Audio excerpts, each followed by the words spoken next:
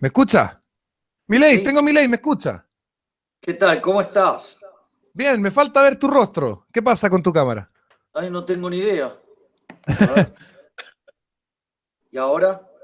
No, no sé por qué no se ve la cara. Antes se veía, ahora no. A ver, yo en mi panel, en mi imagen, en mi controlador que tengo, me dice que no puedo activar ni desactivar desde acá tu cámara. Eh, ¿Estás seguro que tienes arriba cuando está en una tablet, en un computador, en un celular, en qué? Estoy en una tablet. Ya, toca la pantalla y te va a aparecer arriba una cuestión donde sale la cámara, el micrófono, un monito, un monito de colgar, esas cosas. ¿Salió? A ver ahí. Ahí está Estoy. mi ley, Ahí estoy, maestro. mirá. Ahí tenés, mirá el pelo y todo así. Ahí me tenés, ahí me ves. Pero no es peluca. No, no, sí, mirá cómo está raleado. Salvo que hagan pelucas raleadas Yo vi por ahí que tú no te peinabas de los 12 años. desde los 13. Ya. ¿Por qué? ¿Por qué no? Porque, digamos, odio que peinarme. Digamos, me fastidiaban tremendamente en el colegio con el tema del peinado. Entonces, nada, me decidí retomar contra eso. ¿Ya? Así Oye, que nada, digo, está sí. ya revelado contra el peinarte. Antes de que pasemos a hablar de los temitas en los que estamos La más o última menos vez en que el déficit. encontré, aparte la ¿Ah? última vez que encontré un peine, lo llevé a un museo porque no sabía lo que era y me dijeron, tarado, esto es un peine, esto no es una pieza de museo. Oye, Milei, mira, antes de que pasemos a hablar de las cosas en las que estamos en algún pequeño desacuerdo, que también me gustaría tocar esos temas, pero primero te quería preguntar lo siguiente. Chile en este momento tiene un déficit fiscal de 4,1% del Producto Interno Bruto, que equivale a 10.127 millones de dólares al año. De ese déficit fiscal, el gobierno actual de Piñera dice que lo va a combatir con una austeridad de 122 millones de dólares, de 122 millones de dólares al año. Es decir, con 122 millones de ahorro, quieren combatir 10.127 millones de déficit. ¿Qué pasa con Piñera? A ver, yo lo que te puedo decir es, mirá, el caso de Argentina es muchísimo peor, No, lo porque sé, lo sé. está cerca de 10 puntos del PBI y tenemos más del doble de la presión fiscal que la que tienen ustedes. Es decir, la presión fiscal, sí, promedio, si vos querés, es poco más de 40 puntos del PBI. Si considerás además los impuestos al trabajo, supera el 50. Y si vos tomás el caso de una persona en blanco, pensá que de cada 100 que recibe el trabajador, el empresario pone 165 y el trabajador con esos 50, con esos 100 va a comprar algo y 50 son impuestos, con lo cual de 165 te quedan 50, es decir, la presión fiscal para el que está en blanco en Argentina es 70%, por eso Argentina no para de destruirse. Claro, en O Chile sea, no tenemos. entiendo que estés, digamos, ofuscado con el déficit que pueda tener Chile, pero peor es tener el déficit fiscal que tiene Argentina con la presión tributaria que tiene. Está claro, no, a mí lo que me enoja es la mentira, porque viene este gobierno, comillas Sí. de derecha, comillas libre mercadista, comillas responsable fiscal, y nos dice que con 122 millones de ahorro va a combatir un déficit de 10.127 millones de dólares. Tendría que crecer a cuánto, como al 10% para recaudar eso. A ver, es muy interesante el punto que vos estás tomando. En realidad, lo que uno tiene que mirar, digamos, es si la relación deuda-producto es sostenible. Esa relación viene dada por el superávit primario en términos del PBI, por uno más el crecimiento, dividido la tasa de interés menos el crecimiento.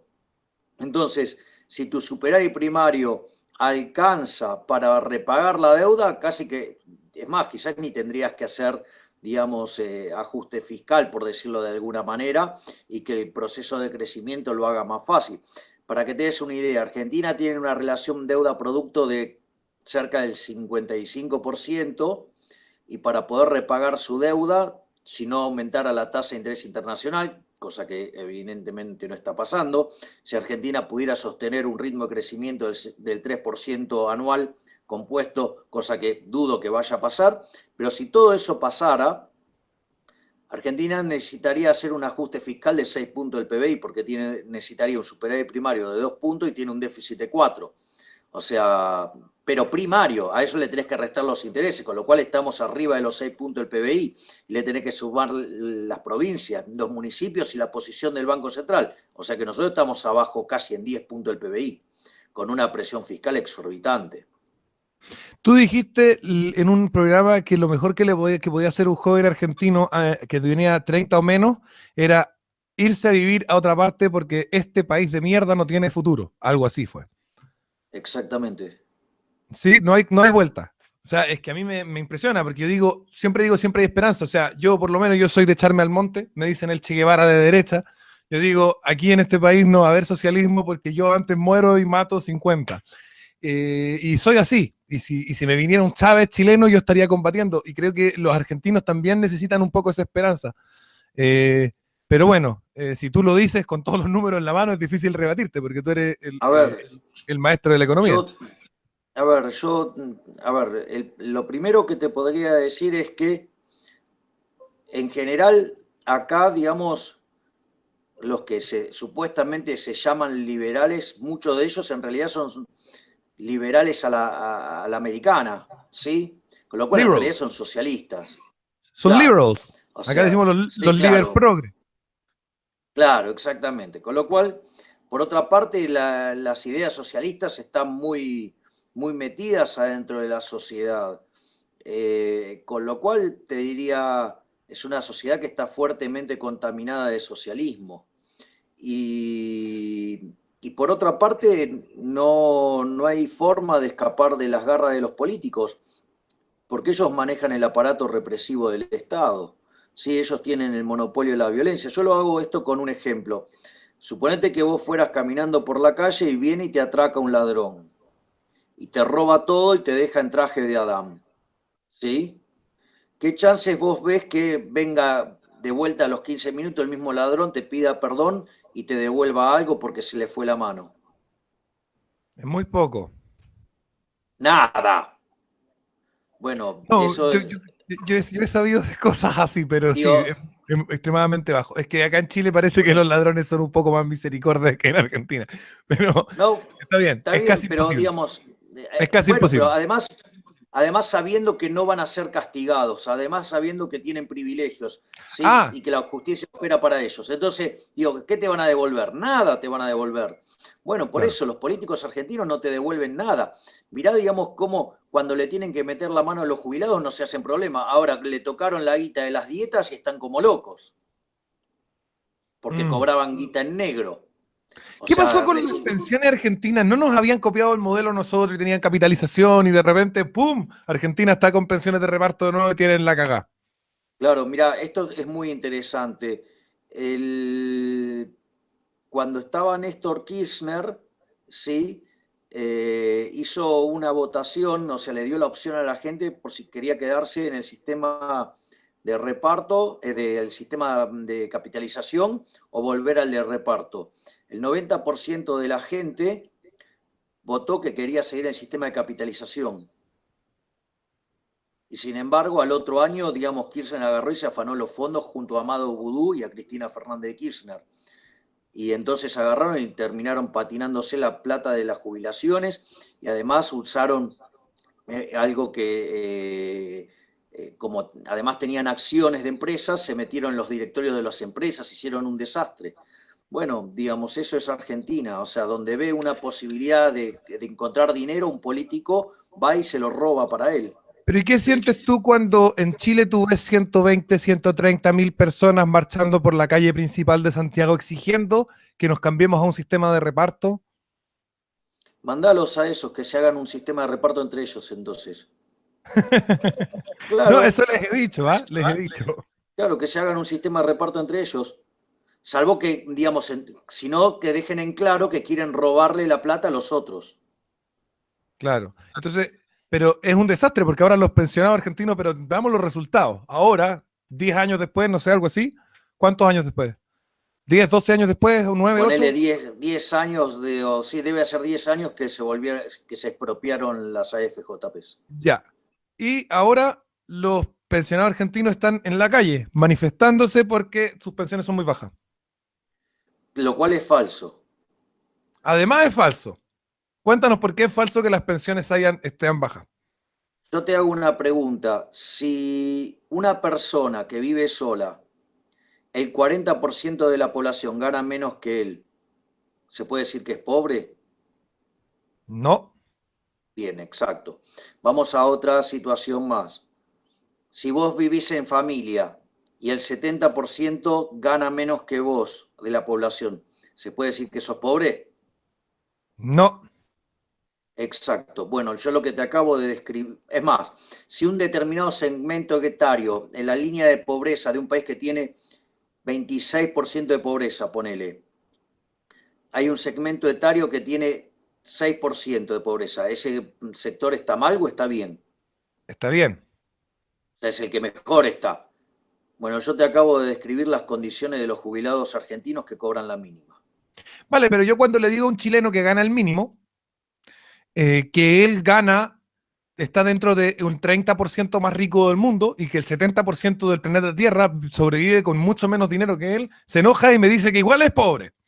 ¿Qué hacer con eso? A ver, hay algo que se llama restricción presupuestaria. Es decir, vos tenés una torta, por decirlo de alguna manera, o sea, no podés comer dos tortas aunque vos quieras, o sea, si querés tener dos tortas tenés que conseguirte los recursos para tener dos tortas. Digamos, no hay magia, se llama restricción de presupuesto, digo, cosa que socialistas y keynesianos ignoran olímpicamente siempre, ¿no? Claro.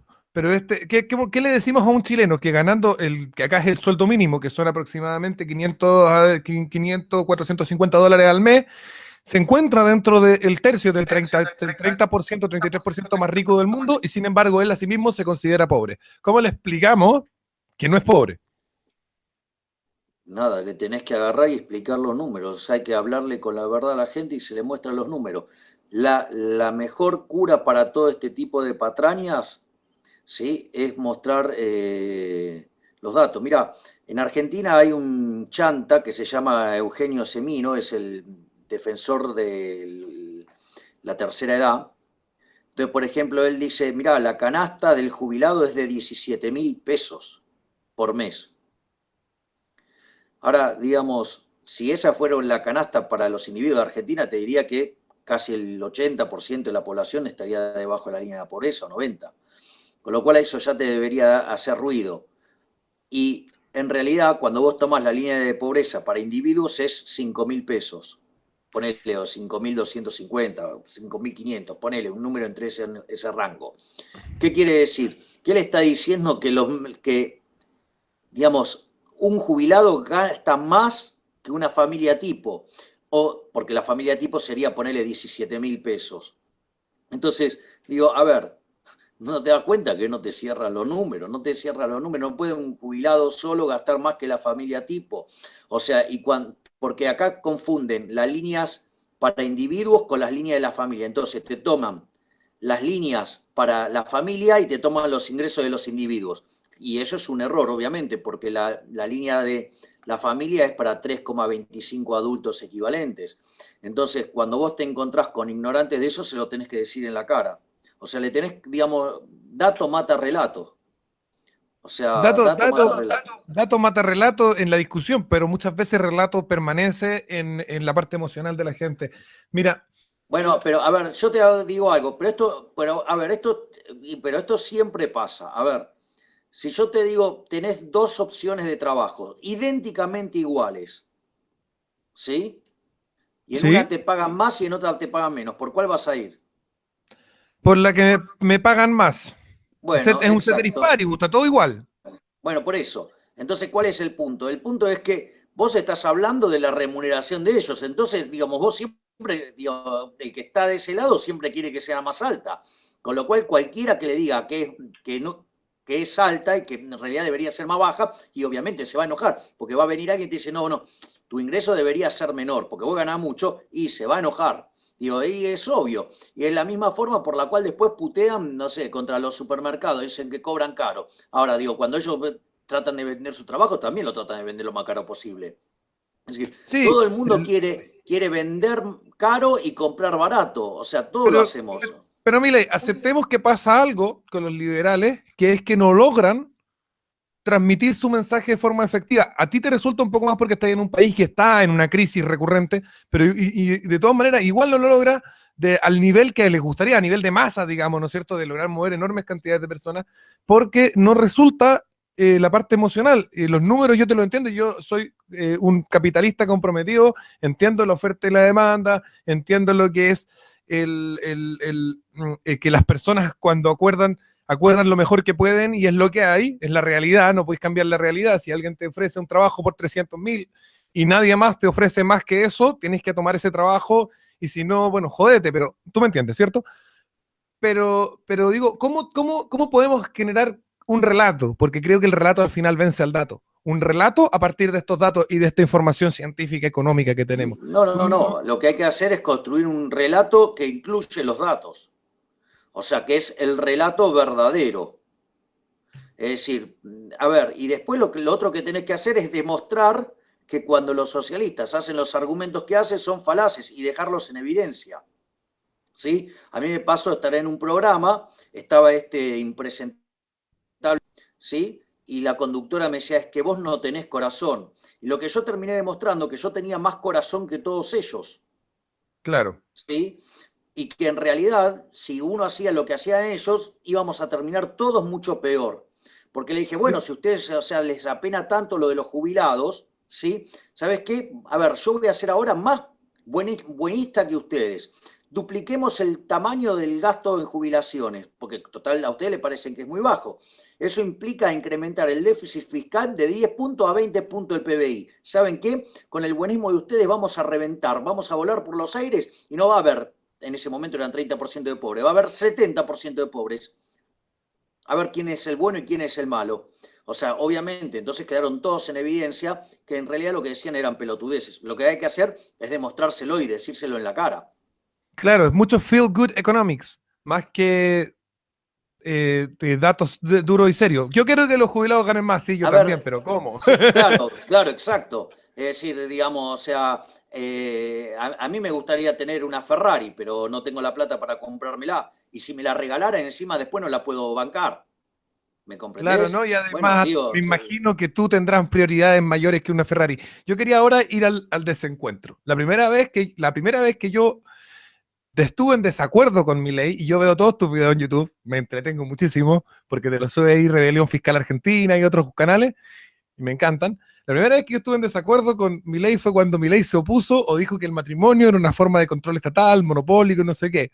Si bien es cierto que hoy en día el matrimonio está súper regulado por el Estado, lo cual ha sido desastroso, incluso ha disminuido la cantidad de matrimonios y le ha hecho mucho daño a la institución familiar, según lo que dicen los biólogos, y ese era el tema del programa de ayer, de hecho, y según lo que dicen los psicólogos evolutivos más entendidos, la familia es lo que mejor funciona desde un punto de vista científico para los seres humanos, una familia constituida, con ojalá pareja única, sexual para toda la vida, etcétera. Pero mi ley daba argumentaciones económicas en contra del matrimonio. Conversemos de ese tema un poquito. vamos a ponerlo en blanco y negro. La institución cuando se... Digo, primero, mira, te voy a hacer un comentario que está en el libro de Gary Becker que se llama Tratado sobre la familia, que él que lo desarrolla para explicar cómo funciona y cómo ha cambiado la población en el tiempo, ¿sí? Entonces, ¿qué es lo que dice Gary Becker? Mira, si yo pongo toda la... A la economía se la caracteriza por un sistema, digamos, que se llama MACSUB, o sea, maximizar sujeto a restricciones, y, digamos, y están las otras teorías. Todas las otras teorías puestas juntas en la evidencia empírica solamente explican como mucho el 7 u 8%. Nuestro método, que parece que no tiene corazón, que es desalmado y todo, explica el 97%. Listo, ya está, se terminó. Digamos, no hay discusión. O sea, empíricamente me importa un rábano lo que digan. Los números están de mi lado. Primer punto. Segundo punto. Digo, esto como decía Friedman. Primero los datos. O sea, yo no hago teoría del sexo de Los Ángeles. Eso me importa un carajo. O sea, digo, a mí me importan los datos. ¿Sí? Y los datos están de un lado. A ver, el segundo punto es el siguiente. El matrimonio cuando se creó como institución, y la idea que hasta la muerte los separe, era una situación donde la gente vivía 25 años. ¿Ok? Hoy la gente vive 80 años. Con lo cual es una institución anacrónica, porque no tiene nada que ver con la expectativa de vida que tienen los seres humanos. ¿Sí? Pero yo he Con lo conocido cual, gente que ha estado hasta los 80, 90 años juntos. bueno, pero digo, ¿y qué tiene que ver eso? Digo, puedes estar cometiendo una falacia del todo por la parte. No, Estás no, no, no, generalizando. no estoy tratando de decir que todos hagan eso, estoy Bueno, tratando entonces, de decir digamos, que es entonces, a ver, posible. pero, Digo a que es ver, algo conseguible. no, yo no, a ver, de vuelta, yo no estoy diciendo que no sea conseguible, yo lo que estoy diciendo es que es una institución anacrónica, ¿sí? ¿Por qué es una institución anacrónica? Porque cuando se hizo la gente vivía 25 años, hoy vive 80. Ese es el primer punto, ¿sí? Digamos, y eso es cierto. Digo, por más que haya casos que puedan funcionar bien, primer punto. Y aparte, digamos, vos no sabés lo que pasa puertas adentro, vos mirás el puertas afuera, ¿sí? Primer punto. Segundo punto, ¿vos cuánto pagarías por un vaso de agua en el desierto? Bueno, el marginalismo lo conozco, o sea, estaba hablando de que el primer vaso vale mi Bueno, está vida, bien, Diego, el segundo ¿cuánto vaso vale pagarías? la mitad de mi vida y así hasta que al final el último no vale nada. ¿Cuánto pagas por 50 litros? Por un vaso más después de tomar 50 litros. Nada, no lo recibo. Nada, bien, exacto. Bueno, digamos, a ver, digo, vos, o sea, estar repitiendo el consumo de una determinada canasta recurrentemente conduce a una utilidad cada vez menor, ¿sí? Digo, te guste o no, digamos, eso pasa. Es más, suponete lo ¿Me dejas siguiente. replicarte ese punto? Creo que ese punto es el más replicable de todos. Según todos los estudios biológicos, en términos evolutivos y sexuales, los hombres, tanto el hombre como la mujer, van mejorando de forma progresiva el placer sexual y la satisfacción que obtienen de una relación sexual mientras repiten el compañero. Que la primera relación es mucho menos placentera que las siguientes porque existe un proceso de entrenamiento que no existiría con los vasos de agua, que no existiría en el marginalismo normal. Por lo tanto, el marginalismo dice que tienen que ser cosas perfectamente intercambiables, pero No, una digo, relación pero sexual no, con una misma digo, persona no es primero perfectamente intercambiable. de vuelta, esas ciencias que vos mencionás, en ¿Mm? general son estudios empíricos bastante flojos, ¿sí? Por eso, digamos, y vos lo que me estás diciendo entonces es que la utilidad marginal decreciente no aplica, o sea que solamente aplica a unas cosas, pero para esto no. No es cierto. Digo que la utilidad marginal decreciente dice que son bienes equivalentes, tienen que ser bienes equivalentes. Y creo que, y según mi experiencia personal, y me imagino que el público podrá dar su opinión también, y tú también, una relación sexual con una misma persona no es siempre un producto equivalente, son todas distintas, al igual como Jesús Huerta de Soto pone como ejemplo, precisamente para nombrar este caso, a su hija y dice, vale, yo quiero cada vez menos a mis hijas, no, porque no son perfectamente equivalentes, no puedo cambiar una hija por otra. Al mismo tiempo, una ocasión sexual con la pareja que uno ama no es perfectamente intercambiable con otra ocasión, son todas circunstancias únicas. Ok, digamos, de vuelta, habría que ver qué pasa con esas personas si experimentan en un grupo más amplio.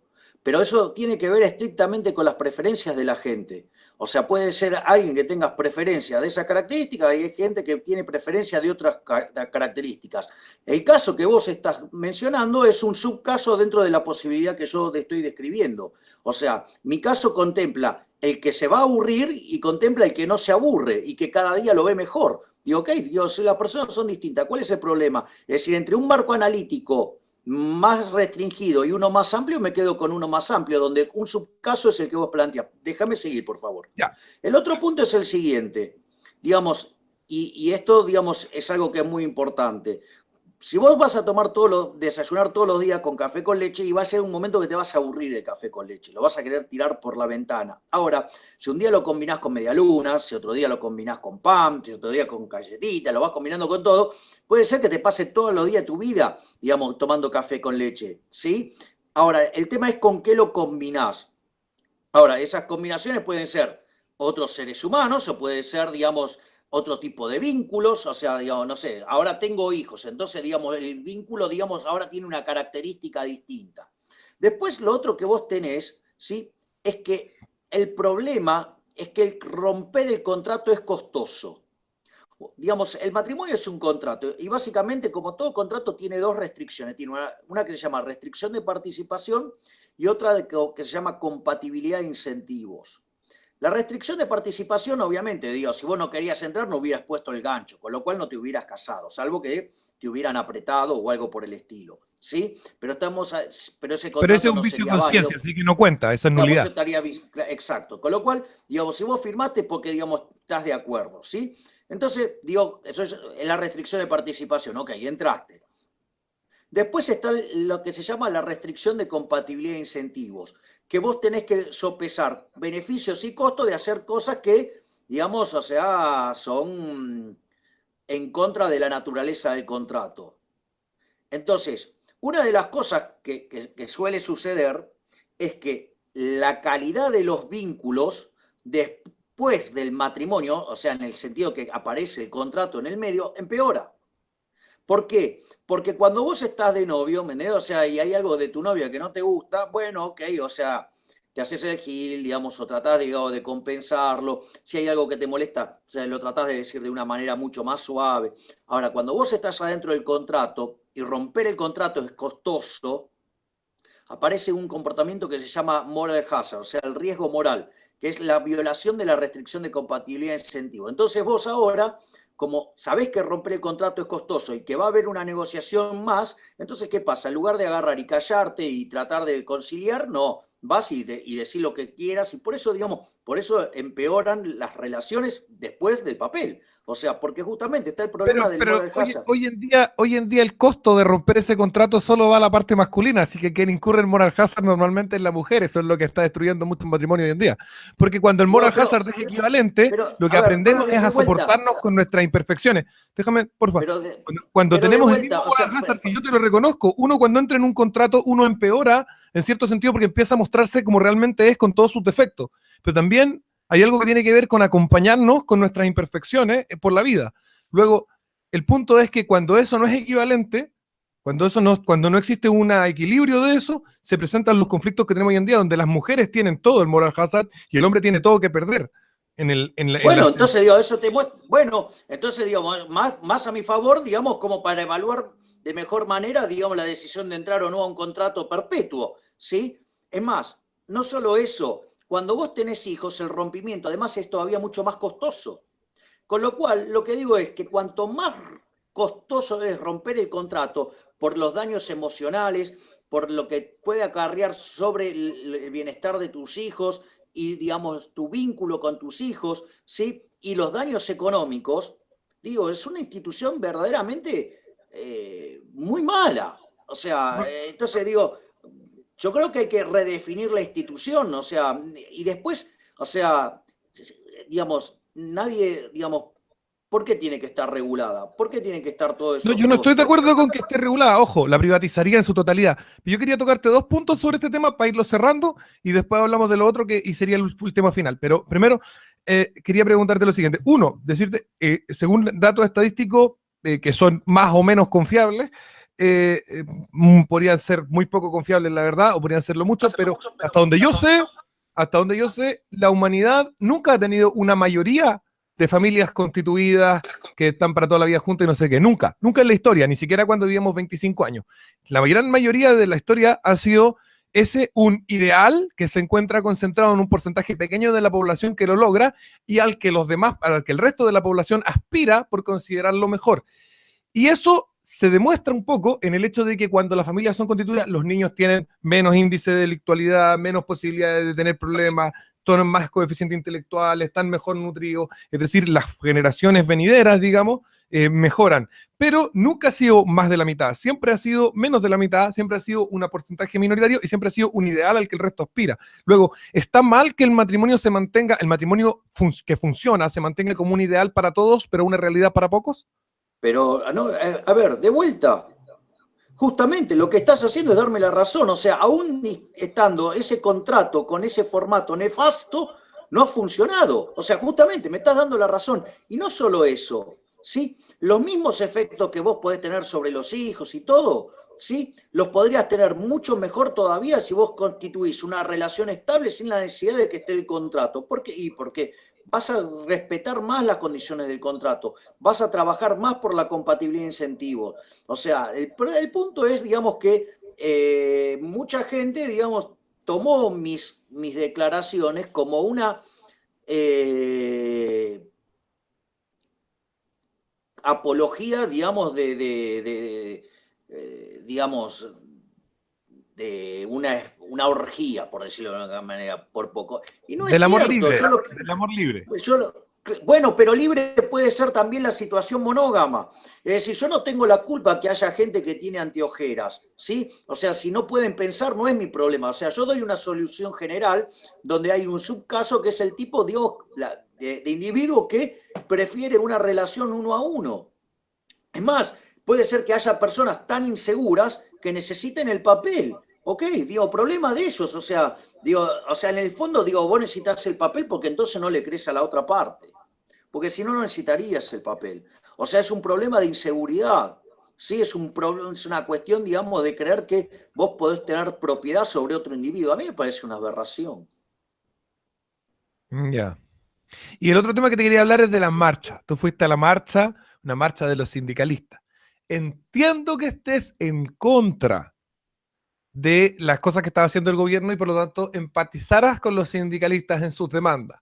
Pero al mismo tiempo, creo que las nuevas derechas, yo les llamo nuevas derechas a pesar de que son ideas del siglo XVIII y XIX, pero yo les llamo nuevas derechas porque están volviendo a aparecer ahora.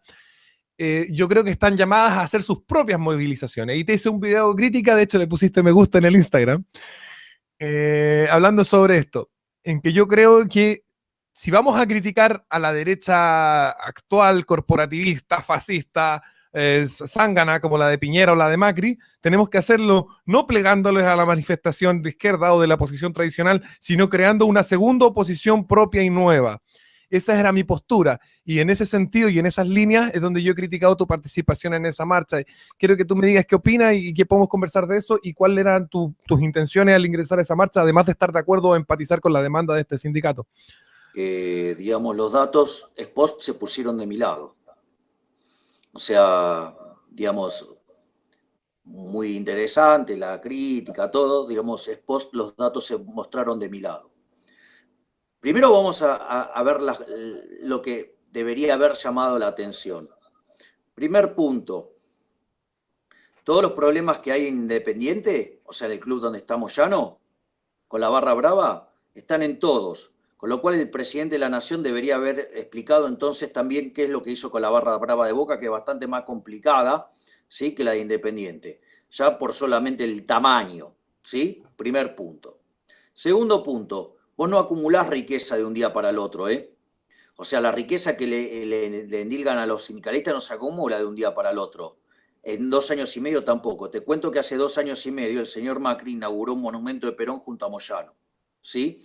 Con lo cual, eso ya de por sí te debería llamar la atención de por qué antes era amigo y por qué ahora lo persiguen, cuando el problema de las obras sociales y de la guita de los sindicalistas estuvo siempre. Ese es el primer punto para, digamos, que notes que el gobierno estaba buscando, usó a Moyano para otra cosa. ¿Por qué? Porque en el país las personas más impopulares son los sindicalistas. Y eso lo usó para disciplinar a los sindicalistas a que firmen paritarias por debajo del 15%. Cuando hoy la tasa de inflación, la expectativa, ninguna está debajo de 20. Es decir, el gobierno tiene una clara intención de perjudicar a los trabajadores. Estoy de acuerdo. Punto. Digo, pero a ver, es más, el gobierno, acá había algo que era la cláusula gatillo, que es que si vos le errás a la proyección de inflación, ¿sí?, vos se abre una renegociación del contrato donde las dos partes vuelven a acordar. Eso es muy interesante, ¿por qué? Porque no implica una pérdida de salario real para los trabajadores, ni implica que los empresarios tengan que pagar salarios por encima de lo que pueden pagar. Con lo cual, Eso lo inventaste tú y de hecho yo lo admiro muchísimo, porque es como la inflación es un gran problema y llega bueno, Milei, super Milei y salva el día con las cláusulas gatillo. ok, eso, el primer año que se aplicó, todos desconfiaban. En el segundo año, digamos, se dieron cuenta que funcionó bárbaro.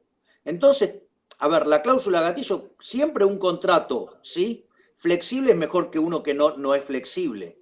Entonces, una de las cosas por las cuales, digamos, yo me veía movilizado por defender la posición de los trabajadores era porque la cláusula gatillo demostró trabajar bien y además la diseñé yo. O sea, tenía un compromiso moral contra ese instrumento, porque, por haber sido el creador. Y además porque trabajó bien. Y además porque el gobierno, ¿qué es lo que trata de hacer? En rigor, lo que está tratando de hacer es bajar los salarios reales, ¿sí? ¿Para qué? Para generar un boom de actividad artificial. Ese es el eje central. Y por otro lado, hay un problema de diagnóstico. Este es un gobierno de perfil keynesiano. Este gobierno, ¿sí?, considera que la culpa de la inflación, como bien keynesiano de mierda que es, dice que es culpa de los trabajadores y es culpa de los empresarios. Y mirá qué interesante, porque días después de la conferencia todos me dijeron, no, esto no es así. Porque, ¿cuál fue la gran virtud de Keynes?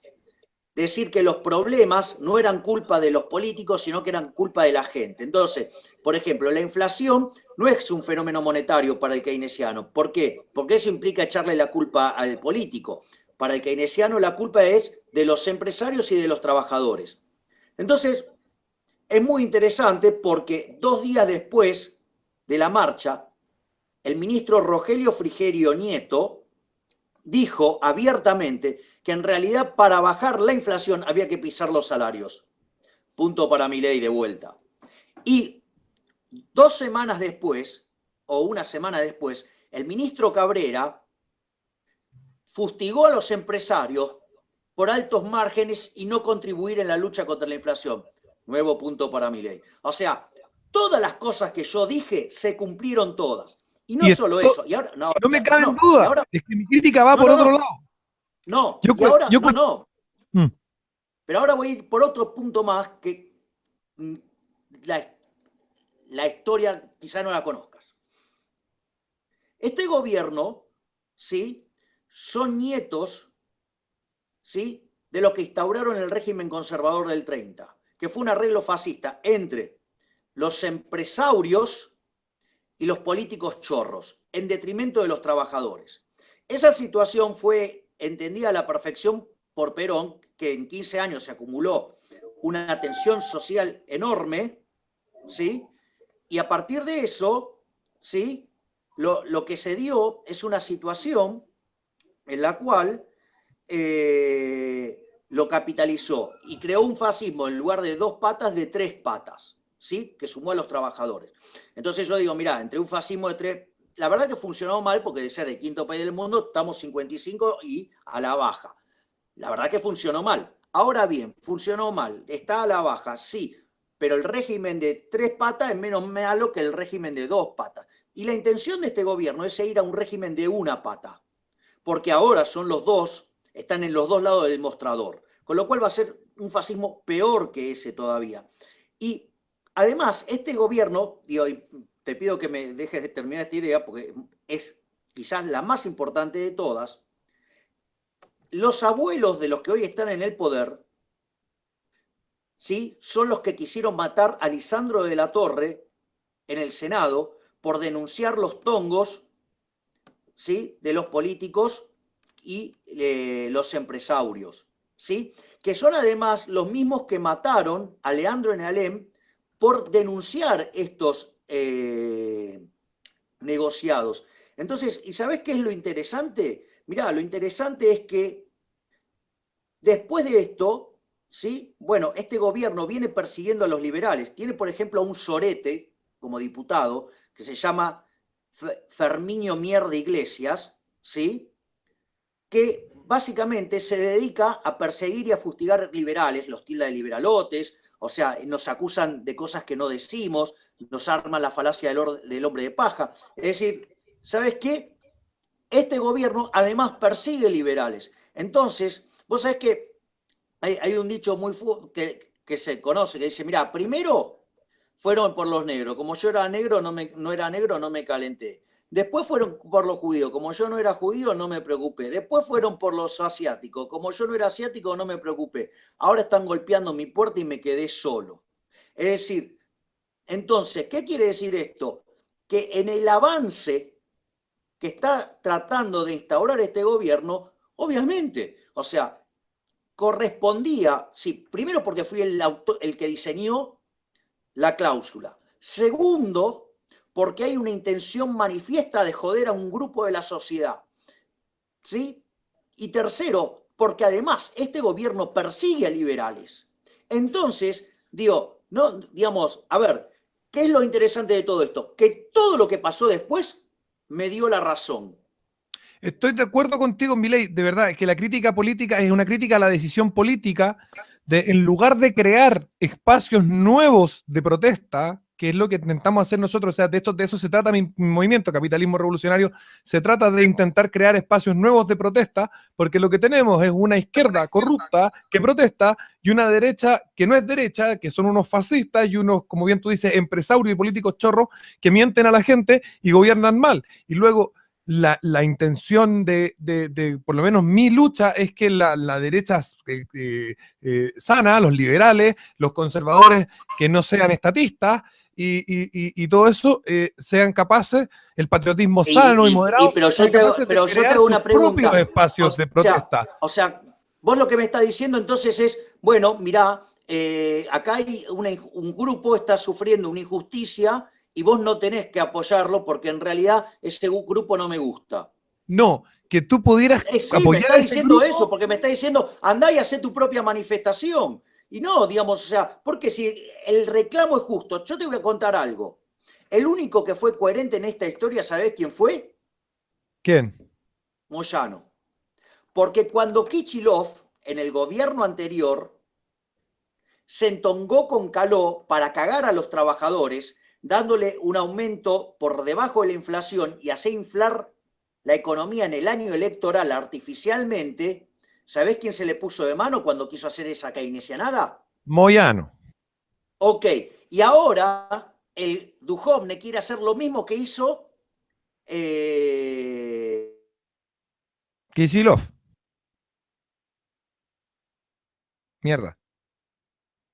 Vuelve mi ley. Es malo el internet en Argentina, ¿eh? Porque la Yasmín tenía el mismo problema el otro día. Y entró el Alejandro entró un segundo y se fue. Le toca a Alejandro entrar, pero se nos alargó Milei y ahora se nos fue, o sea, se le paró el internet, no sé, algo así. Estamos esperando a ver si llega.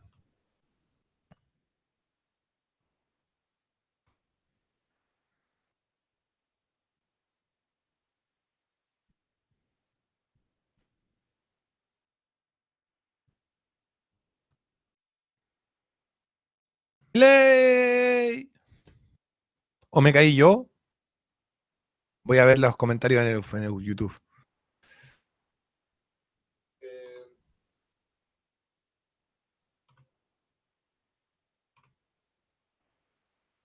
Sí, se nos cayó Milei. La mano negra de Obama, dicen por ahí. Intervención de Corea del Norte, dicen por acá. Los hackers rusos. Tengo a Milei acá.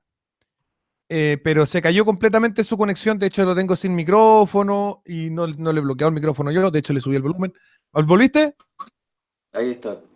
Ahí está. Te perdimos cuando habíamos dicho que, bueno, que Milei se había opuesto Bueno, tanto al Sinov como al anterior. O sea, bueno, perdón. entonces, ante el mismo reclamo, ante la misma situación de avance sobre los trabajadores, Moyano hizo lo mismo. O sea, yo no digo, o sea, con lo cual, toda mi argumentación, ¿sí? Es absolutamente consistente. Y lo mejor de todo es que después los hechos me dieron la razón en las palabras del ministro Frigerio, en las palabras del ministro Cabrera y en la persecución de Marcos Peña, ¿sí? Y parte de su gabinete contra los liberales. Entonces, digamos, podés ponerle toda la cuestión romántica que quieras, pero la evidencia me dio la razón. ¿No te gusta? Bueno, ok. Cruzate y hacé vos la manifestación. A mí me pareció que correspondía en ese reclamo apoyar. Y el gobierno usó la demonización de Moyano, ¿sí? Que yo no digo que sea un santo, ¿sí? ¿Para qué? Para joderle la vida a los trabajadores. Entonces, listo, esa es la realidad. Entonces, digamos, a ver, entonces voy a marchar, digamos, cuando ataquen a un trabajador, cuando ataquen a un empresario, y cada vez que el Estado, digamos, use su poder, ¿sí? Y el monopolio, la violencia para perjudicar a la gente. O sea, si a vos te parece mal, bueno, es tu Bueno, preferencia, o sea, no me es tu parece opinión. mal. Me gustaría que los liberales y todo el antiestatismo argentino, que debe haber antiestatismo también en el mundo conservador, el antiestatismo argentino, los que defienden la propiedad privada, los que defienden el capitalismo en Argentina, que no creo que sean tan pocos, sean capaces de generar sus propias instancias de manifestación y de reclamo y de protesta porque creo que es lo mejor para ir saliendo del hoyo. En mi opinión, es lo que yo trato de hacer en Chile, predico un poco con el ejemplo, y si no están de acuerdo conmigo, pucha, yo no puedo obligar a nadie, yo creo en la libertad. Bueno, Simplemente por doy mi eso opinión. a ver, tu opinión es tuya, o sea, es un problema tuyo, o sea, ¿sí? Ahora, a la luz de la evidencia empírica y de todo lo que pasó después, el que tuvo razón fui yo. Digo, ahora no lo querés aceptar, es un problema. Digo, bueno, no te gusta, no te gusta. O sea, No estoy en desacuerdo contigo, creo que tuviste razón. Lo que digo yo es una cuestión política, de estrategia política. bueno, digo, ¿Cómo levantamos las opciones liberales o las opciones antiestatistas, los que defienden el pero ¿qué capitalismo? ¿Cómo importa, levantamos esa digamos, postura? a ver si todo, a ver, si vos te crees que son todas las manifestaciones son homogéneas, no son todas homogéneas. Cada una tiene, digamos, cada una de las partes que van asistiendo, digamos, o sea, lleva su reclamo. O sea, mi reclamo era claro, si estás tratando de eliminar un buen instrumento para llevarte puesto a los trabajadores, casualmente un instrumento que lo diseñé yo.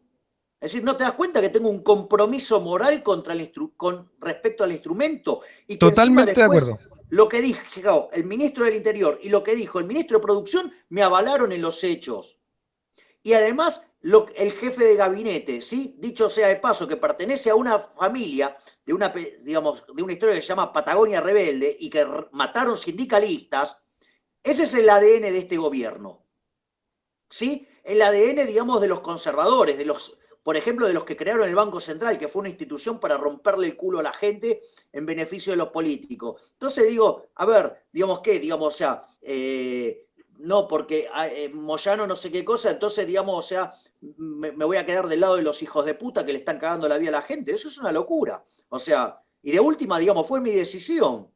Está bien, está ¿Sí? bien. Digamos, Eres libre de tomar esa decisión, por bueno, ok, supuesto, Milei. No voy a claro, ser yo el que te la reprima ni te bueno, y coaccione. de hecho, y después los datos, lo que pasó, todo lo que pasó después, se validó cada una de las cosas que yo dije. Entonces, digamos, o acaso, digamos, cuando sale esa mierda humana de Fermín Iglesias o la basura inmunda de Amadeo atacando a los liberales, o los propios miembros de la jefatura de gabinete atacando a liberales, ¿a vos te parece que no es parte de los argumentos que yo levanté? Está bien, Milei, estamos cerrando ya la entrevista porque tengo el último invitado que lo hemos estado corriendo ya 15 minutos de atraso y te mando un abrazo, un saludo. Seguís siendo grande, Milei, a pesar de que no estemos de acuerdo en algún punto, sigo considerándote el más grande por allá, junto con Agustín Laje. Logren cambiar la cultura de Argentina en términos económicos, en todo lo demás, a pesar de que yo sé que vamos a tener siempre algún desacuerdo porque no hay dos personas que piensen exactamente igual en el mundo. Creo que estás Afortunadamente y gracias a pedaleando. Dios somos todos distintos. Y Creo que ese es estás el gran pedaleando valor del en la dirección. capitalismo. Creo que estás pedaleando en la dirección apropiada, adecuada, y por eso siempre vemos tus videos, por eso te llamamos para esta entrevista, por eso la gente en Chile te aclama mucho, y tenemos millones de saludos que no los voy a leer todos porque me voy a la cresta, pero hasta desde Miami me dijeron un saludo Javier Milei, es un grande, etcétera, por todo el continente, así que la gente de Capitalismo Revolucionario de todo el continente le encanta tus videos, le gusta lo que dices, le gusta tu mensaje y esperemos que logren sacar a Argentina del hoyo y que no sea ese país de mierda del que los jóvenes se tienen que ir, como tú dijiste. ¿Algún mensaje para los chilenos de izquierda que quieren que sea Chile como Argentina y que se juntan con Cristina Fernández de Kirchner? Que miren la mierda de país que generaron. De ser un país rico, es un país de frontera camino a ser pobre. Un abrazo, Milei, nos vemos, que estén muy bien. Abrazo grande. La revolución necesita de tu ayuda. Deposita, suscríbete, comparte los videos, apórtanos en el Patreon para que podamos seguir luchando por la libertad.